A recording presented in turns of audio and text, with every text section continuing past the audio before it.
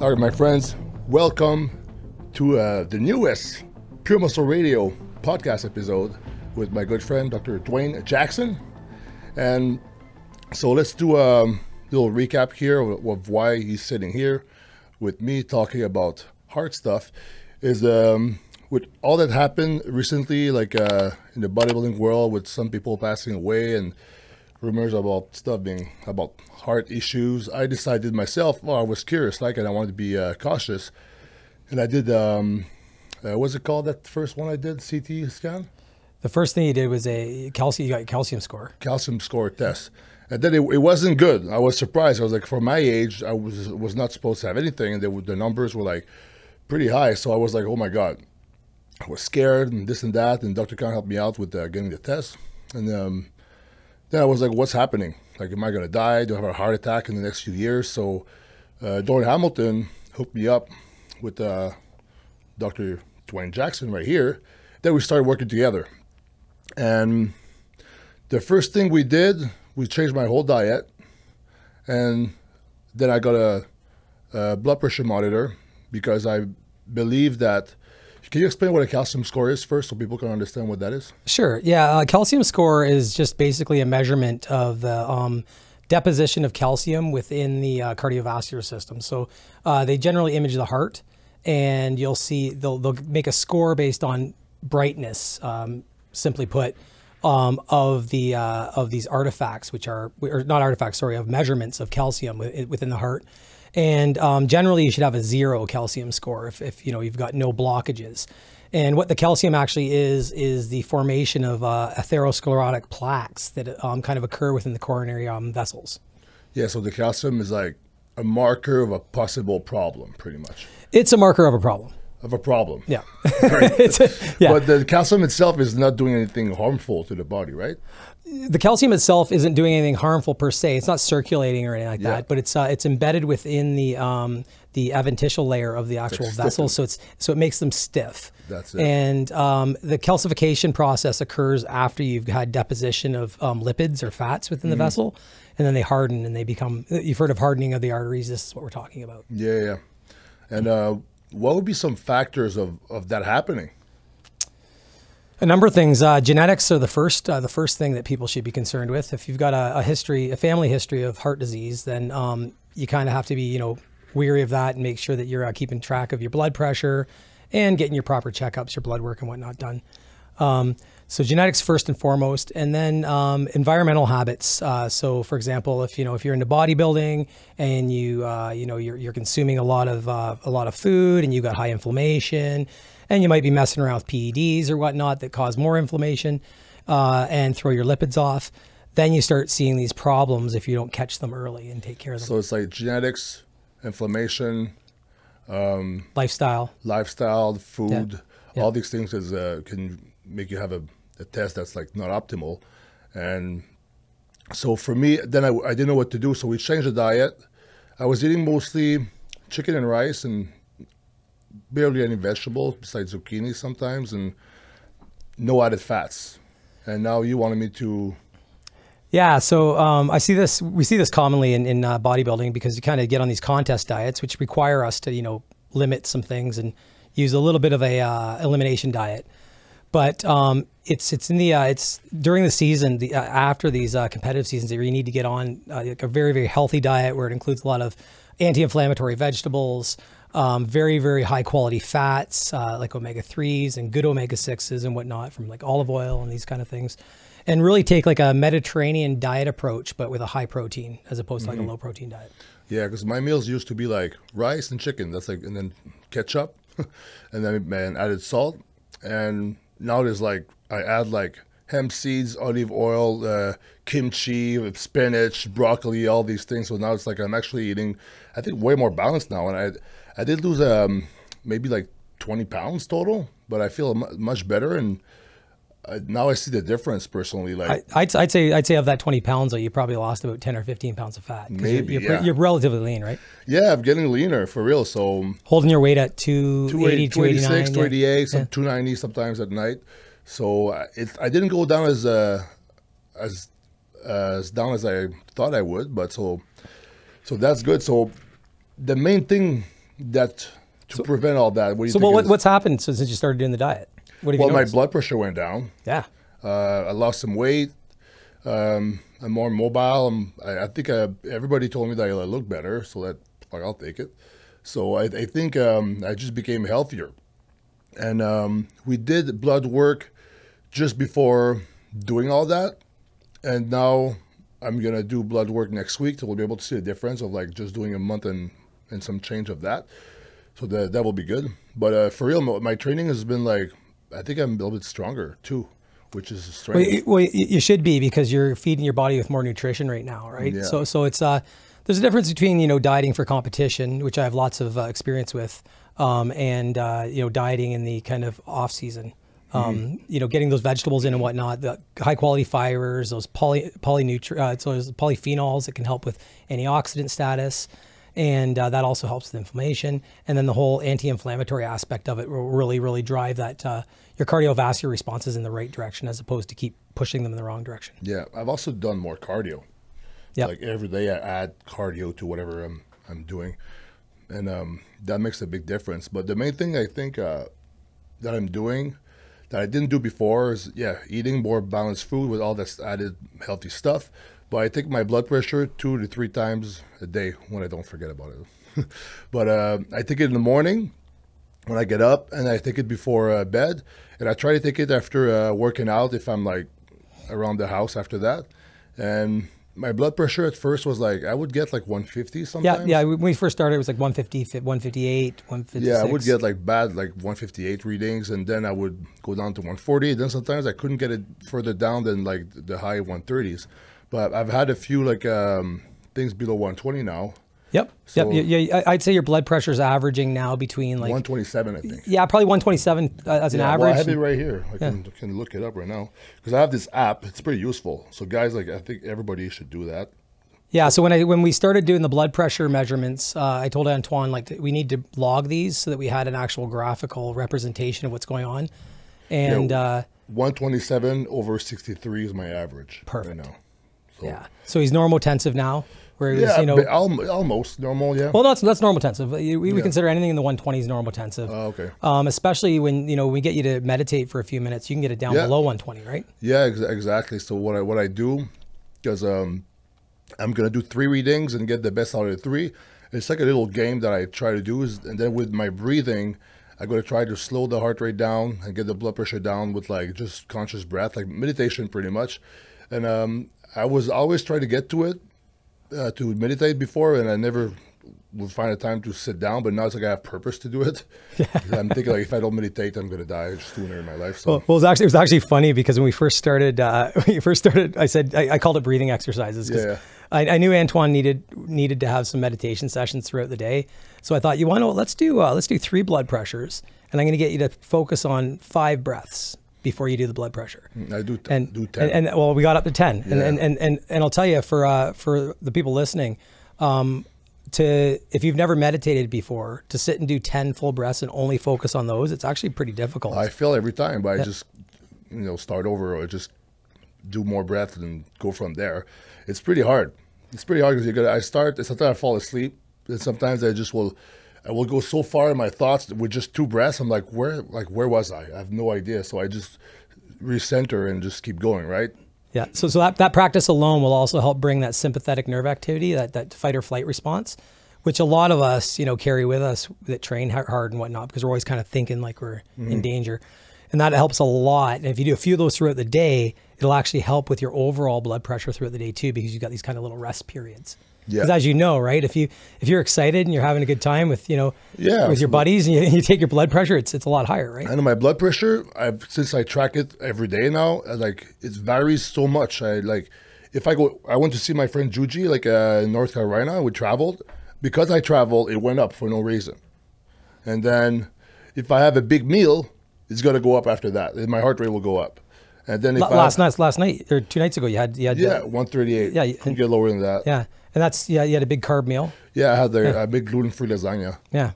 Yeah, and that's I ate half of it. So that's probably why. And also I've noticed that I was adding 1/4 of a teaspoon of salt with every meal. And then I couldn't get lower. Then I reduced that by half, a little bit less than half. and now it's like it went down a little bit too. So I think salt is good, but there's maybe for people with problems, it's like there's a point of diminishing return, right? Oh, absolutely. Oh, absolutely. Like, I mean, we need sodium. It's vital, and especially if you're sweating and whatnot, having those electrolytes on board is really vital. But when you if you're dealing with sort of high blood pressure or any sort of heart cardiovascular condition whatsoever, sodium also helps you retain water, and by increasing your blood volume and retaining water, that's why it gives you the pump and whatnot when you're working out.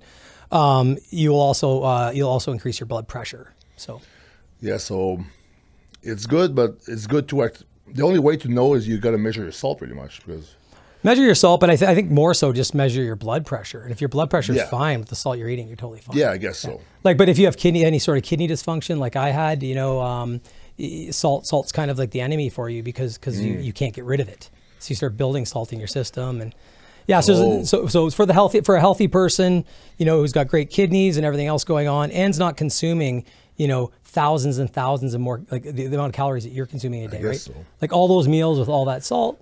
Yeah, if somebody normal eats a little breakfast and then 2 other meals and they salt all their meals, they salt 3 times a day. But if I eat like 6 meals plus I add salt in my intra-workout. Well, and you do a scoop of Relight or something in your... there's more salt, a gram of salt in there. It's like drinking salt water. Yeah, I like it though. Yeah, so do I actually. Got it right there. Yeah. So blood pressure every day, it varies a lot. And so the main thing that people should start doing, I guess, is just start monitoring their blood pressure. Blood pressure is the number one thing for any young bodybuilder starting out. Even my training partner, he's only 21, and I gave him a blood pressure monitor. I said, measure your blood pressure, make sure you're keeping track of that, you know, because when you're bulking up and whatnot, you're putting on 20, 30 pounds in a year, you know, or even a 6-month period. You got to be careful, like with your blood pressure, just because there's that much more tissue to perfuse. I remember one time I was reading my blood pressure. I had it, but I wasn't reading it. After a show, I blew up to like over 300, and that was by accident. I didn't plan to go there. Just like eating, you know, when you're after a show, you're so hungry, you eat more, and you don't really count calories as much. So you just eat until you're satisfied, and that never comes sometimes. My blood pressure was like 168, 170 sometimes. Yeah. I thought it was a mistake. I didn't bother with it. So I think high blood pressure, you don't really feel it anyway. In everyday life, I mean, if once you actually start measuring it, you can, when you're laying there, you know when it's going to be high. I know, it's like, right? I feel the blood yeah, that's right. in my head. That's right. I've noticed that, I have a high reading. And then if I don't feel that, it's going to be a low reading. So you actually feel the pressure in your head if you're breathing and you're stopping, but in everyday life. You're focused on it. Yeah, in everyday life, you won't feel that really unless you're really like taking a pause there. But I think, the main thing that would be bad for the heart is blood pressure for long periods of time, right? Well, so if you are experiencing hypertension or high blood pressure, and you're in the face of high inflammation, that's when you start seeing these calcium problems. And where you'll start seeing the measurements in the blood pressure show when you start having hardening of the arteries and these kind of things, is you'll see an elevation in systolic pressure, the top number, and you'll see a decrease in your diastolic pressure, which is the bottom number. Yeah, you tried to explain that one time. It was pretty hard to understand. I'll give it a whirl again here real quick. Okay. So basically when your heart beats and contracts, okay, that's systole, and it's actually ejecting the blood out of it. That's the top number. Okay. And that's your top number. That's the pressure of that blood coming out of the aorta. So it goes through the aortic valve and into the aorta. And then it kind of services the rest of the body. During that first pulse of energy, that systolic pressure, there's going to be both kinetic and potential energy. The kinetic energy, the actual energy that's making work at that time, is going to push the blood forward during systole. But there's going to be some energy that's going to be stored in those elastic vessels, that big aorta. And because of its compliance or its stretchiness, it stores that energy for diastole, which is usually takes about 2/3 of a second. And it's when the heart's filling, so it's actually not beating. So you end up having a constant flow of blood, despite the fact that the heart is an intermittent pump. Top number is the pressure when it goes like whoosh. Yep. And then the other one is when it goes like that, fills up with blood. Yeah. So the top number is when just picture if you were to push water into a balloon. Yeah. Right. But the balloon had a small hole at the end of it. Okay. Right. The balloon would stretch. Yeah. And hold volume, but it would also have some water coming out of it. Right. Okay, that hole. That water coming out of the hole is the systolic blood flow. Okay. And any pressure that stretches those vessels is going to be used as diastolic pressure. Oh, so both are calculated when blood is shooting out. That's right. Yeah. Oh, I thought the other one was like blood was coming in or something. Well, it's so what you're measuring really when you do the blood. There's always blood coming in, blood coming out. There is. Yeah. So there's two hearts, right? You got a left and a right heart. We're not going to go into a physiology session on this one, but maybe I should. Yeah. So basically, your high pressure system coming out of your left heart during systole. That's what services the body. Yeah. And then you have a low pressure system that comes through the vena cava and then fills the heart back up on the right side. On the right side. And that's going to be deoxygenated blood that goes back into the lungs, gets reoxygenated, and back into the heart to be shot out again, and then service the rest of the body. So if you have hardening of the arteries or calcification in those large conduit vessels like the aorta, then what happens is the pressure in the heart to get the blood out, first of all, because there's resistance, because now it's not stretchy. The way out is That's stiff. Right. It's stiffer. So it's going to take more pressure to get the blood out. And because the vessel's stiff, it doesn't store much energy. So it's not going to have a lot of energy left during diastole, and that's the pressure you're measuring. So you're going to have a lower diastolic pressure. So stiff vessels make high systolic pressure and low diastolic pressure. Yeah, so that's what I have, because mine's 63. You would think, oh, it's low pressure, but yeah, it's not good. Because if there's a big gap, that's not good, right? If the one is high. Yeah, so your pulse pressure is what drives the blood, which is the difference between the top number and the bottom number, systole and diastole. And but in your case, you are on antihypertensive medication. Yeah, 40 milligram of tarmilsartan. Yeah, tarmilsartan. Yeah. And so what that and we do know that does change the vascular dynamics a little bit. So I'm also on amlodipine for my blood pressure, and amlodipine also changes kind of those vascular dynamics. So I see my diastolic pressure is similar to yours, but it's not something to cause for alarm when we're on these medications. Okay. Yeah. So blood pressure every day, and at what age they should start measuring? Like young age, or because I started just like doing it just now, like so. It's never too late, I guess. I mean, but what age is like perfect for that? I think any athlete that's working on a strategy to gain weight and lose weight, and it's happening at a rapid pace, should be measuring blood pressure every day. It's quick and easy. It takes like 10 seconds, really, 10, 20 seconds to do it. Yeah, actually, it takes me like, if I do all the breathing stuff, it takes a while. It takes like 5 minutes. No, 12 minutes. Maybe because I fall asleep or something. But yeah. No, but I mean, even for 12 minutes of your life, no, it's good. It's the length of time it takes to mix up a protein shake, right? Yeah, exactly. So. Yeah. And then if you figure out how many minutes you watch TV and stuff, you just... That's right. Yeah. And if you do spot checks on your blood pressure, you don't have to do it every day like we're doing, but I do mine same as you, like morning and night, sometimes in the middle of the day. It's good to understand how you react to things by taking it several times throughout the day when you first start, because a lot of people don't realize that they spend a lot of their time during the day in hypertension just because they're jazzed people. I'm one of them. Yeah. And so I try to take spot checks throughout the day to kind of relax, do some breathing, bring things down. And I always find that by doing those grounding exercises with my blood pressure, I can get back to work and actually feel more stable and, No, 100% you feel different after doing all the breathing stuff. That's true. So, so actually when you take your blood pressure, there's 3 numbers. The third one is the heart rate.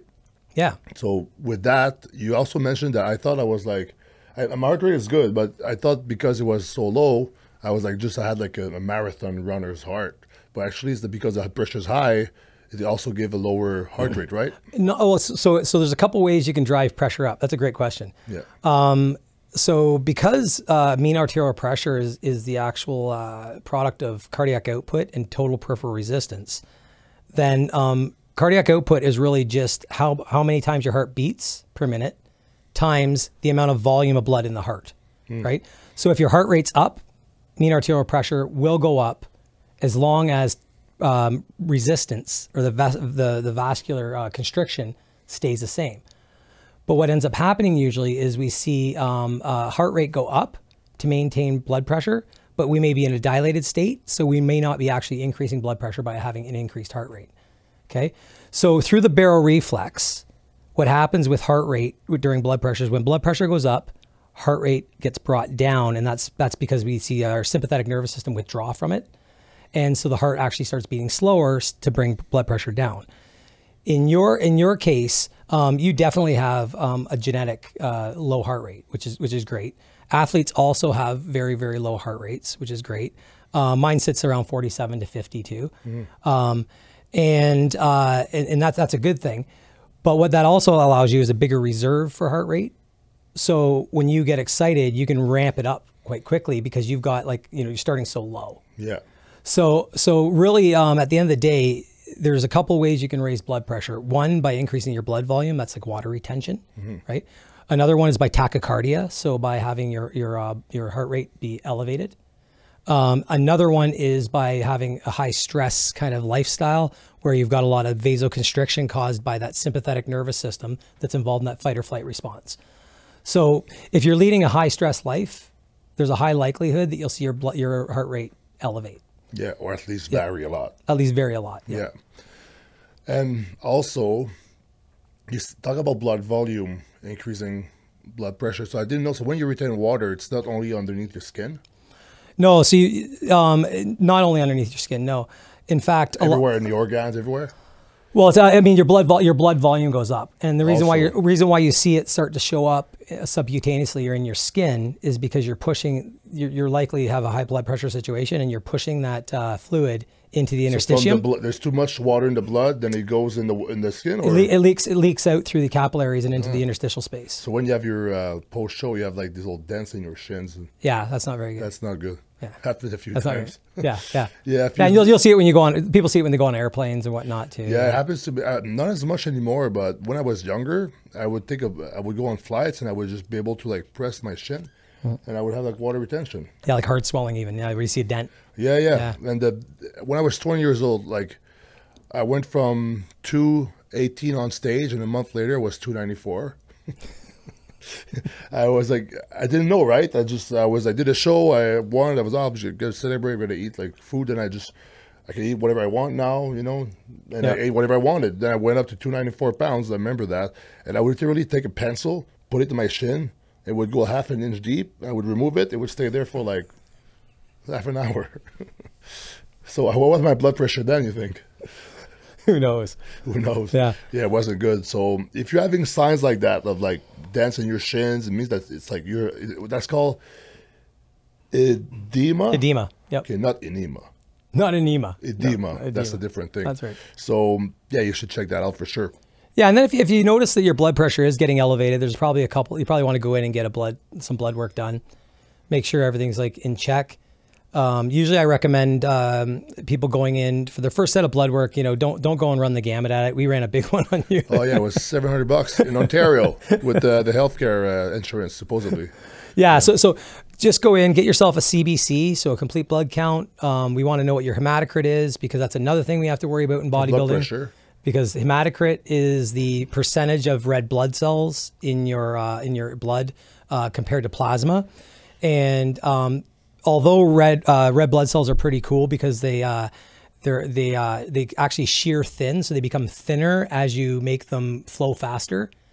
So blood gets thinner as it flows, which is really as it flows. As it flows, yeah. So it's kind of it's like a ball that it becomes a sheet. Yeah. So think about when you're looking at if you have a scab, right? It's not flowing.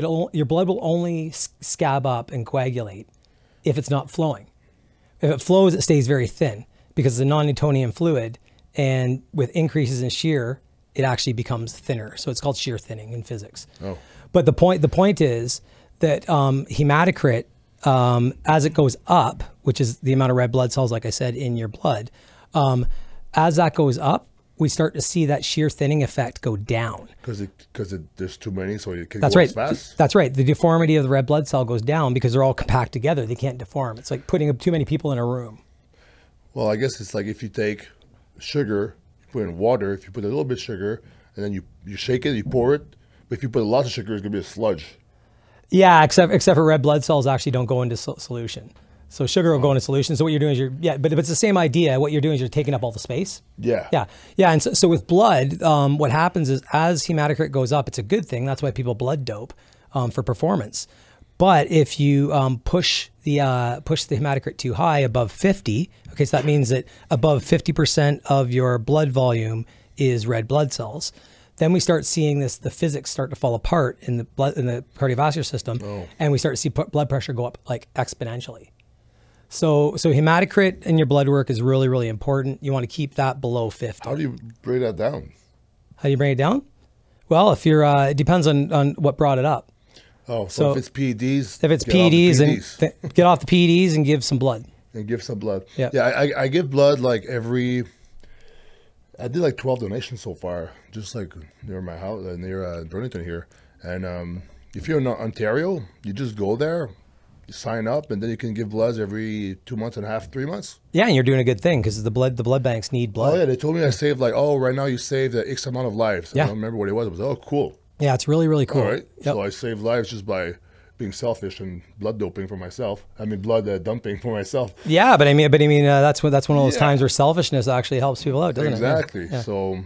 Yeah, so you want to keep that hematocrit down. Yeah. You want to make sure that you're measuring your blood glucose, and if you can do that at home, you can just measure it at home. But you want to make sure your blood glucose is staying somewhere between like 4 and 6. You don't want it above, really much above 5. Really? Yeah, I mean, we're talking about fasting blood glucose. Oh, fasting. Yeah, Okay. sorry, fasting blood glucose, and then you also want to make sure you're measuring your lipids. So you want to have your triglycerides, your HDL cholesterol, your LDL cholesterol measured, and your total cholesterol, so that we can get a grip on whether your lipids are going sideways. And then finally, some measurement of systemic inflammation, and the best one is HSCRP, using those kind of measures, those basic measures that really won't cost you much. You can take a good look at that blood work, or at least I can take a good look at that blood work and say, okay, do we need to go any further into, looking into more inflammation in the heart? Do we need to look at cardiovascular markers and those kind of things? Yeah. But to start, just a basic lipid panel, CBC, and your and inflammation, as well as kidney function, would be a good thing to have. I think the inflammation marker is not one that's like often checked. Yeah, I remember mine was like, I think they were confused about that one, because I remember they called somewhere else. I think it was for one of the vitamin ones. I don't remember I gave you a pretty. They were intense, they were so confused. They had to call somewhere else to find out the price of something, and then they were like, "Oh, it's gonna be whatever, almost $700." They were like, I took a pause. I'm like, it's fine. Like, what else am I gonna do? I wear this whole time, and then I got to make sure my heart is fine, right? So, I think spending on your health is always a good investment.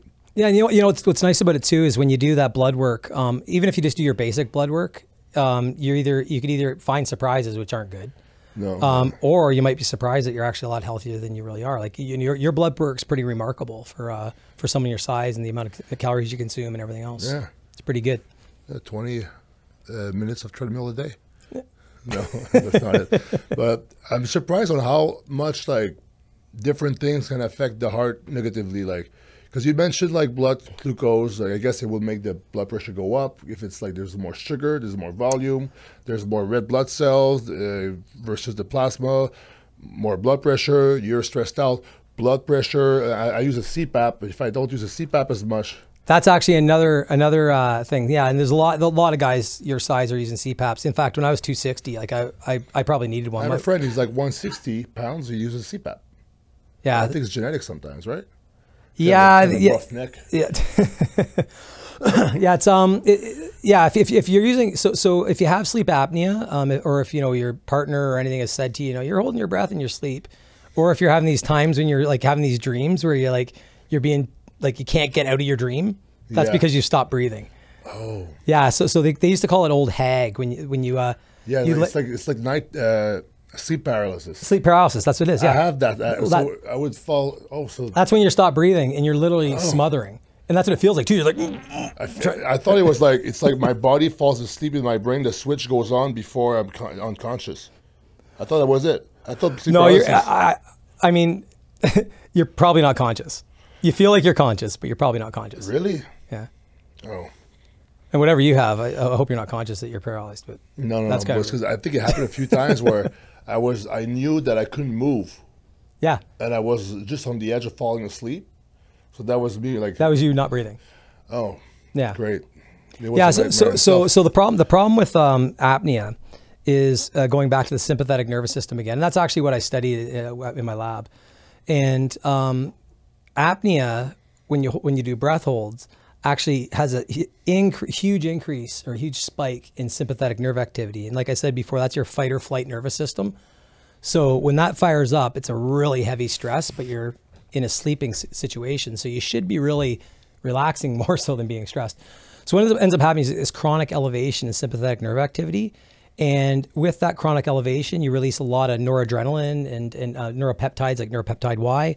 And those things cause vascular remodeling and hypertension. Remodeling? Yeah, so remodeling is what we're seeing with the calcification in your vessels. Oh. Yeah. So sleep apnea is really bad. Sleep apnea is horrible. I have friends horrible. that study it. I have a friend out in University of Alberta that studies it. And yeah, it's a major stress to the I wonder cardiovascular if the untreated sleep apnea is one of the reasons why my heart thing was bad. Very I started using it like maybe 2 years ago. Very high Before that, likely. So 32 years of my life. I mean, it wasn't when I was a baby. I guess I didn't need it, but as soon as I got like heavier, I guess, and started snoring. Yep. That was like, That's your sign. that's a sign that my calcium score probably like could have not be that high if I used a CPAP 10 years ago. Yeah. So I mean, there's a lot of factors, right? Because I have a past of like drug addiction. I use a bunch of stimulants and stuff, and that probably rose my blood pressure to levels that we don't even want to talk about. Well, the increase in inflammation, the biggest reason why we see this deleterious vascular remodeling or this calcification in Yeah. these arteries is because of the hyperinflammation that occurs. That's why you'll see some people that have these stressful lives and whatnot, but they don't end up with any of these issues, right? And it's because they either are eating so well or taking care of themselves so well that they've kept their inflammation low, and inflammation is the trigger to, I would say, 90% of the diseases out there. And, like not just the heart. Not just the heart, no. Oh. No, kidney disease, any sort of mental health issue. Some work I've done in obesity and depression has shown that, that inflammation in the brain plugs in the brain. Yeah, and we're talking about like simple stuff like when we have inflammation, we see our leukocytes increase in the blood, and in the brain, because we have these small capillaries, those leukocytes actually physically plug areas or capillaries in the brain. So you end up with like brain fog and all So these if it kind of plugs the part that makes you happy, you're gonna be like, fucking sad. I don't know why. Brain's clogged. Pretty much, yeah. That's how you can look at it. Yeah, that's right. Yeah. That's right. Yeah, so we see that a lot in obesity, and if you have chronic mild stress and obesity at the same time, those two inflammatory stimuli end up causing cardiovascular problems, mental health issues, and all kinds of So what would be the five main causes five main things that will cause inflammation that are related somewhat to the heart? 5 things.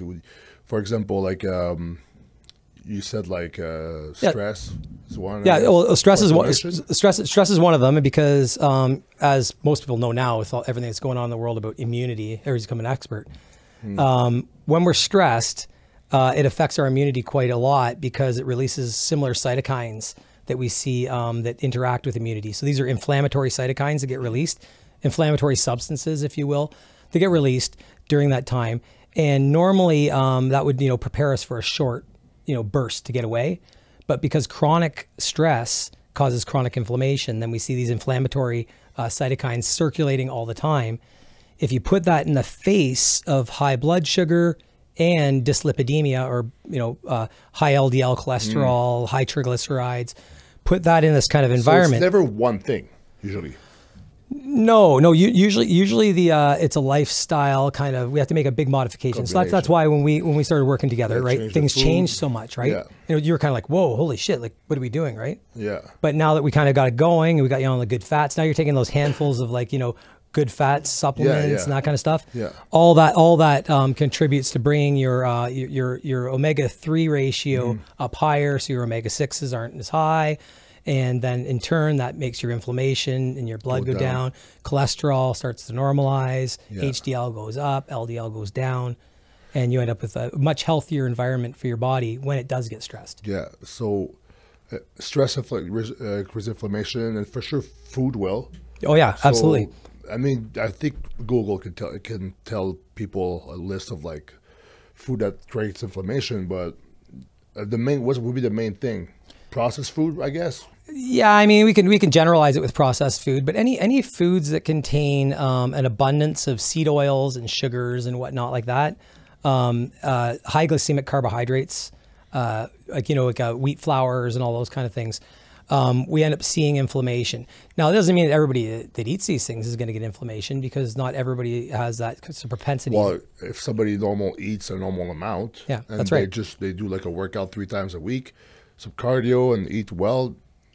But if somebody eats 6 times a day, well, that's the big thing. Calories more than you can burn, like to bulk up. I mean, that could create a problem for sure. 100%. And the other issues too is if you're not taking care of your gut health, which is what we've been working on. If you're not taking care of that, then you also end up with a lot of the important bacteria kind of going down in your guts, and you can actually start brewing bacteria that aren't helpful. They also start producing a bunch of inflammatory cytokines, so you start having gut health issues, right? Which I treat so many bodybuilders with gut health issues, it's ridiculous. And once you start noticing gut health issues, then you've already got inflammation. So if you got chronic gut health issues where you're, you wake up in the morning, you feel off, you take a shit and it's like covered in mucus, or there's a hunk of green pepper in it that hasn't been digested. That doesn't sound good. Then in those cases, and a lot of people that will be listening to this have had these symptoms. Any sort of gut health issue is pointing to some sort of systemic inflammation issue that's going on. So we said stress, food, sugar, processed food. Yep. And another thing that will raise blood pressure, I guess PEDs can do that, right? Absolutely. So even just by the sheer fact that taking androgens or certain anabolics raise hematocrit, like we talked about. So you'll get too many red blood cells. They can't do their physics thing. And so then your heart has to actually create more energy in order to move the blood. And that causes a whole bunch of other problems with the heart. And pressure has to go up. So then we have 2 more to say the 5 things. So what would be other things that increases inflammation and blood pressure when you think about it? Bad habits. So like we don't. Oh, nicotine. Nicotine. That's what I was gonna say. I brought it down to 12 milligram now on my vape thing, so I'm going down. Yeah. Yeah, because I think that for sure. I read online like, oh, stiffens the arteries. I'm like, fuck, I'm taking something every day that goes against what I want to do. Well, nicotine's a horrible addictive drug. I know. And although it's really cool because it releases dopamine in the brain, the problem is that over time you get, as your body becomes reliant on it, then you kind of need it to get moving. Yeah, it's weird how it feels. Is like when I don't take it, it's like, oh, I'm looking for it. And then it's like any other addiction. It's like you got to think about that over other things. Yeah. And but since I decreased it, what I've noticed is that because when I don't take it, I don't go from like 50 milligram to 0. I go from like 20 to now 12 since yesterday, 12 to 0. So the gap. Yeah, we've been working on getting it lower and lower. It's not as bad. So it's like there's not much of a craving now. I'm going down slowly. So, but for sure, it's like for people who are vaping or smoking cigarettes, I guess. For those who are not smoking, it's like as soon as you don't have it, you're only going to think mainly 90% of your thoughts will be on getting that nicotine. And so you can't focus on other things in your day. So it just gets annoying. And the reason why I started, it's kind of weird, is that I started vaping in my 4th rehab. So I stopped drugs, and then I was like, oh, everybody was outside. During the smoke break, we call that. I was the only one sitting inside with the teacher, the counselor, and everybody else was outside. So I'm going to go hang with my friends. And then I tried cigarettes, it's disgusting. And then somebody was vaping back in 2016. It was just starting out. So I was like, I'll try that. And then I had a head rush. I was like, oh, that could help right now. So I started a bad habit. Then I was on and off since then. And I didn't really have like a reason to stop because I find that my cardio was still good. I was performing in the gym anyway.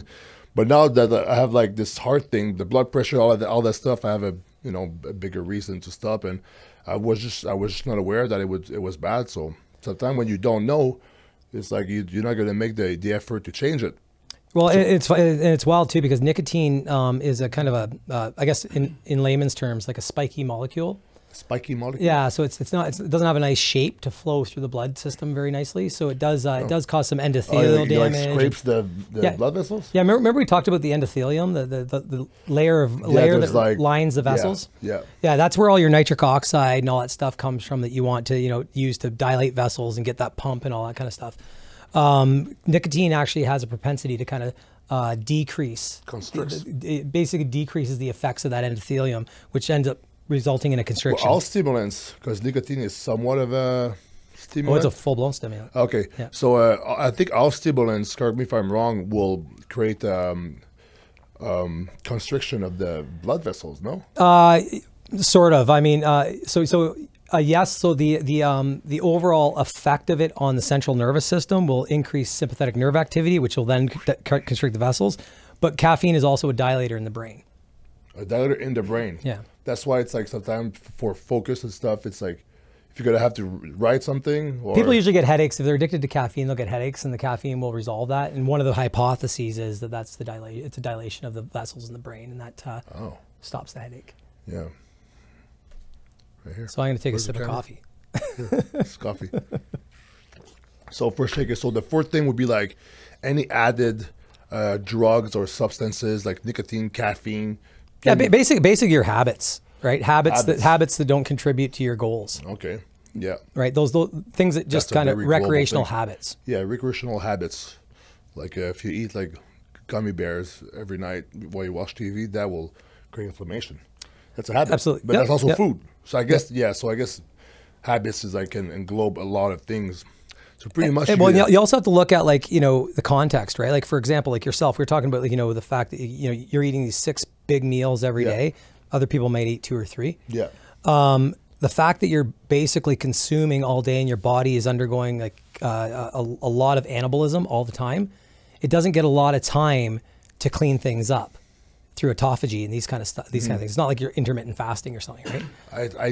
I do it like sometimes every 2 weeks. I will try to get 16 hours at least once. Yeah, and I mean, and when we sleep, we generally do some cleanup then, but bodybuilders like myself and you, I eat right before I go to bed. I'll eat 600 calories before I go to sleep. So it's really, you got to take it in context, right? Because you're not going to change that, right? Because that's part of your profession. Yeah. So then everything else around it has to be that much cleaner. Yeah. And this is the biggest problem, right? You get a lot of these guys that are pushing 300 pounds, but they haven't cleaned up the rest of the stuff around their life. But that 300-pound thing is just a stress in itself. Yeah. Oh, weight, I guess, would be absolutely would be one of the factors. Exactly. For sure. Because when you think about it, like a bodybuilder was a super heavyweight who's eating over what he burns in a day for calories. So if he's bulking up and overeating and force feeding, that's probably an amount of food that 3% normal person would eat in a day. Absolutely, and then the fact 3 times the ingestion, 3 times the processing that your body has to do, right? And then you're probably putting on, if you put on 50 pounds, you're probably putting 25 on it as 25 to 30 of it on as fat, right? And fat releases those cytokines I was talking about. Also? They're called adipokines, but they're the same thing. And when it releases those, that's why in obesity we see huge inflammation, huge systemic inflammation. The fat cells themselves make inflammation. That's right. They make inflammation. So yeah. Why is that though? What's the survival mechanism of that? When you think about it, like that's a shitty design. We can't be fat. Yeah, I don't know if we were meant to be as big as we're. And not just in bodybuilding. We're talking about like the obese population. Yeah, like because you got to remember a lot of these people are like 40, 50, 60% body fat, right? Mm-hmm. Yeah, it's like things that made us survive back in the day are killing us right now. That's right. Yeah, they are survival mechanisms. Back then, I always like to talk about that. It's kind of interesting for those who never thought about it, because back then searching for like high calorie dense food was like a survival mechanism. You had to crave it and look for it, right? So you had to look everywhere for it. Then when you found some, you would like eat a lot because you wouldn't know like when's the next time you eat. Yeah, you might not eat for another couple days. You would eat once a day probably. Like, you find a big pile of berries, stuff your face with meat and berries, and then you fucking fast for a while. But that craving and stuffing is like, now it's like we have food really available. We have the same design as before. So all day we want to eat. Well, it's even worse now because our nutrition's so low. Yeah. So we have like, when we look at obese populations, right? They've got this hypercaloric diet, like So they've got like lots of calories, but at the same time, the food they're eating doesn't have a lot of nutrition. So that's why a lot of it gets stored. So it's like one broccoli back then is like worth 10 broccolis now. That's right. So actually 10 times the amount. I'm just guessing numbers, but it's pretty much it. Yeah. So that's crazy. So there's a lot of things that will create a problem for the heart. It's like the main thing that maybe we should tell bodybuilders watching right now is that the out of sight, out of mind mentality is really bad. Easy to say though, because denial runs rampant, and denial is you know, it is definitely a thing. I guess it is. But did you have experience with denial? Well, consider. I'm just asking. Considering I've been 20 years as a professor and in medicine, and I had my kidneys fail on me because of hypertension, and I had a transplant last year. Yeah, I would say denial is probably the most powerful thing on earth. I didn't even realize I was in denial until I had the rude awakening of, you know, my retinas detaching and realizing that I had blood. You know, retinas? Yeah, like that's how I realized that I was having kidney failure. Yeah, I couldn't see. I was working at my desk and I couldn't see, and I work in the hospital, so I went right down and got some blood work done, and they phoned me and said like, you need to get on dialysis immediately. You're like, your kidneys are failing. So yeah, so that's for another story, but. You know, if someone who actually studies this stuff can be in denial, then that's why I want to get on these podcasts and get out here and train people on how to spread the word and train people how to take the easy steps to figure out, you know, how healthy they are. Yeah, because it is scary probably, like if you're like doing this for a while, they took some risks, your habits are not the best, and then you're scared of the results, so you don't want to look at them. I mean, I think you should overcome that fear and just like, because the thing is like, look, from my point of view, it's like, yeah, I was scared to do like the heart scan. I was scared of this, so I did it. And then I was like, oh, great. Because I wanted to make sure everything was fine before doing it on any other show. Something wasn't fine. I'm like, oh my God. And I was ready to retire. Like if my heart comes out clogged and I have to like change lifestyle totally, I would do it. But hopefully my latest test, there's no blockages, nothing. So I just got to be careful of like all the stuff we talked about today. But it is scary. But once I started eating better and seeing like results, it's like, then you feel good about yourself. Like you'd rather be afraid and not start working hard and feel better about yourself. It's like, it doesn't work like that. And denial, like you said, like runs like, everybody has denial. Like when I was addicted to drugs, I was in denial for a little bit. It's part of the process of like recovery. But then I accepted that I had a problem. Then I reached out for help. I mean, if you like didn't do any testing for a while, if you're like a out of sight, out of mind type of person, maybe you should just like, you know, have some courage, you know, and just do it as a favor to yourself. So that could be the moral of the story today. What do you think? Absolutely. I think that's a great moral of the story. Because at the end of the day, if you, these things like kidney disease, cardiovascular disease, most disease, if you catch it early, you can either circumvent problems later on or eradicate the whole problem. Right? There's nothing worse than being like, oh, if I would have fixed that 10 years ago, if I would have looked at it 10 years ago, I would have not been in a situation right now. So you don't want to be like... And trust me, I felt that. I know. Sitting on a dialysis machine, I felt that. Trust me. Oh, Jesus. Oh, yeah. I believe that's for another podcast probably. But yeah, so have some courage, take care of your health, do the right testing.